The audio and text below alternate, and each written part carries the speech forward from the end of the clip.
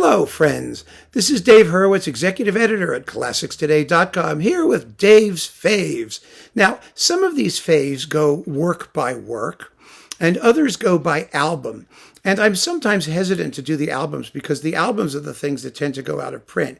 Usually the performances somehow survive, either as streaming objects or in some kind of recoupling or reissue or in a box with something. And this is one of those cases, actually. But I still want to talk about the album because it's a way to talk about the performances. And you may find the album still, or you may be able to find the performances separately. And this is one of my all-time favorite Debussy recordings. This is a French Deutsche Grammophon. It's in this Collection du Millénaire. I doubt it's still around much, but you never know. Things tend to stay in print because, well, they just do. We don't really know why.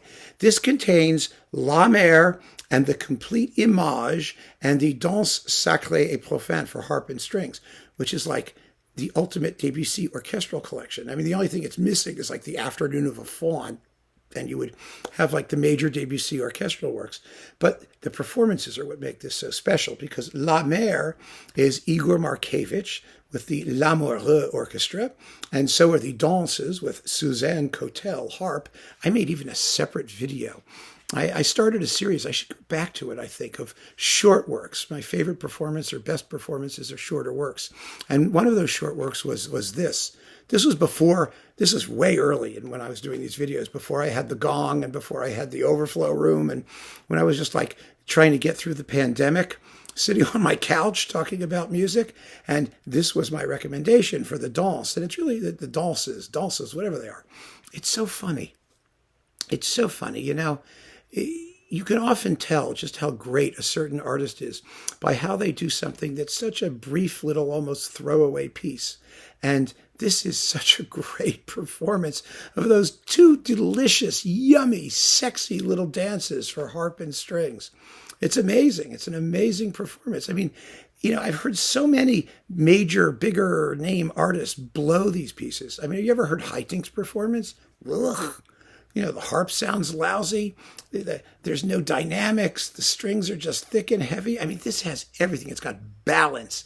It has texture. It has brilliant harp playing. It goes to show you what the French harp school could do.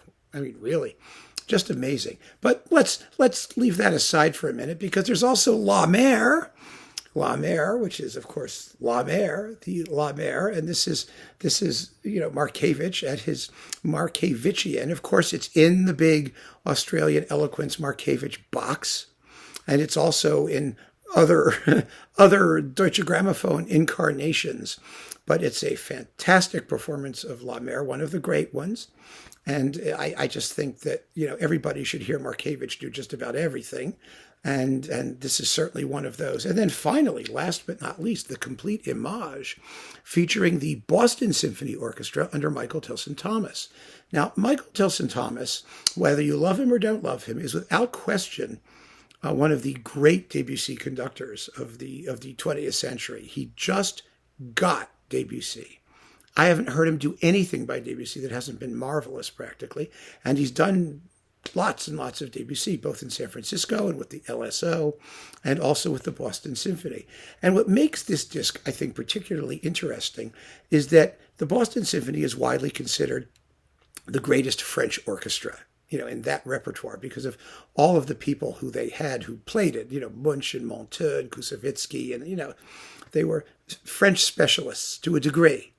And this is an extraordinary opportunity to compare a French orchestra with the American French orchestra to see what they have in common.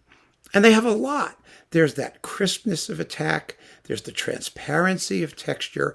Both of these conductors are tremendously sympathetic to the music. So you don't have to worry about that. I mean, they're different in their ways, of course. I mean, Markevitch is incredibly analytical as a conductor. Tilson Thomas is probably more fluffy and impressionistic, but they're both totally tuned in to Debussy's idiom, and so are both orchestras. And so I just adore this recording because there's so many angles that produce just tremendous listening pleasure. And that's the name of the game, isn't it? So If you can find it, find it. If you can get these things separately, get them separately. Compare them and listen. I think you'll find it a very rewarding experience, just as I do. So keep on listening, friends. Thanks so much for joining me. Take care.